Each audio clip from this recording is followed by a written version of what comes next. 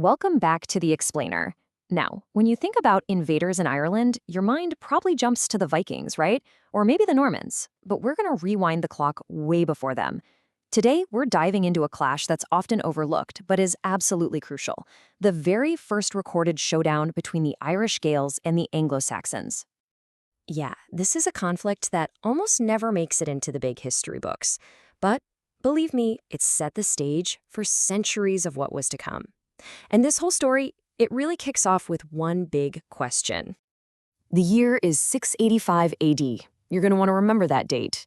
This is it, the first time these two worlds officially collided on Irish soil. And honestly, the entire future of the island was hanging in the balance. All right, so to really get what's going on here, we need to set the scene. Let's meet the players, the two major powers about to go head-to-head across the Irish Sea. Okay, so on one side of the ring, you've got the dominant power in Ireland at the time, the Néill. And let's be clear, this wasn't just some loose group of tribes. No. This was a powerful, battle-hardened dynasty. And their opponents? Coming from across the water, we have the Northumbrian Saxons. These guys were an ambitious, super warlike kingdom that basically ran northern Britain.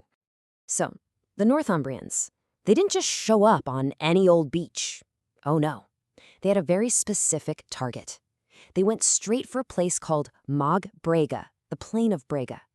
You got to understand, this was the rich, fertile, sacred heartland of the Néill, and it was right near Tara, which was the ceremonial seat of their high kings. So this wasn't just some raid for cattle or loot. This was a direct punch to the gut, a strike at the very soul of Gaelic power. So with that prize in their sights, with a very clear goal in mind, the Northumbrians made their move. And this invasion, it was methodical, and it was brutal. The Saxon army crosses the sea, they make landfall, and then they just start this destructive push.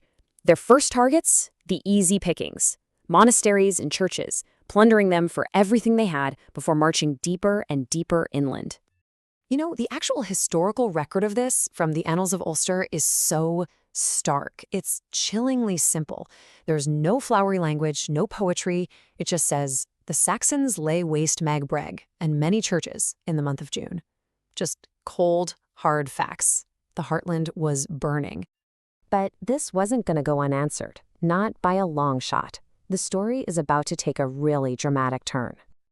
And this is where everything flips on its head. Because somewhere out there, among the burning fields and wrecked churches, the invaders suddenly realized something terrible. They were not the hunters anymore. They were the prey. The whole momentum of this fight just shifted, completely and violently. So how did they pull this off? Well, the Néill responded with just incredible speed. These guys were masters of warfare, and they were fighting on their home turf. They knew every single river, every bog, every forest like the back of their hand. And what was so crucial is that they were a unified dynasty. That meant they could pull together a powerful, coordinated army with one single ruthless goal: push the invaders out. You know, the end of this invasion wasn't some long, drawn-out siege. It wasn't a bunch of small skirmishes either. Nope, it was one swift, final showdown. The Néill met the Saxon army head-on. And it was time for a reckoning. And the result? It was total. Absolutely overwhelming. The Northumbrian invasion force was just shattered, completely defeated, broken, and sent running back to their ships. Just like that, the raid was done. But hey, the story doesn't actually end there with the battle, because what didn't happen next is just as important as what did. It's in the silence that followed that we find the true meaning of this whole thing. See, the biggest proof that the Néill won so decisively, it's not in some epic poem they wrote about it. It's in the complete and total silence from the other side. I mean, just look at the records. After this disastrous raid in 685, you look at the Northumbrian chronicles, and what do you find? Nothing. Crickets. No victories claimed, no tribute demanded, no land taken. That silence, that is the sound of an absolute crushing defeat. So you can see why for the Néill, this was so much more than just winning a single battle. It was a massive statement. They had defended the sacred and political heart of their land.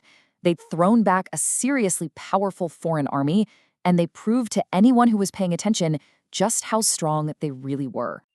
And believe me, that message was heard loud and clear across the sea. The Saxons had been conquering and settling huge parts of Britain for a long time, but with this victory, the Néill basically drew a line in the sand. They showed everyone with brutal force that Ireland was not going to suffer that same fate. This first clash really did set a precedent. The ambitious raiders from Northumbria, well, they didn't leave with treasure or land. They left as a living, breathing warning to any other power that might get ideas about Ireland being an easy target. And that really leaves us with one last huge question to think about. Just imagine for a second if things had gone the other way in 685. What if the Saxons had won? What if they had established a foothold? How different would Irish history, and maybe even British history, look today if this one forgotten fight had been lost?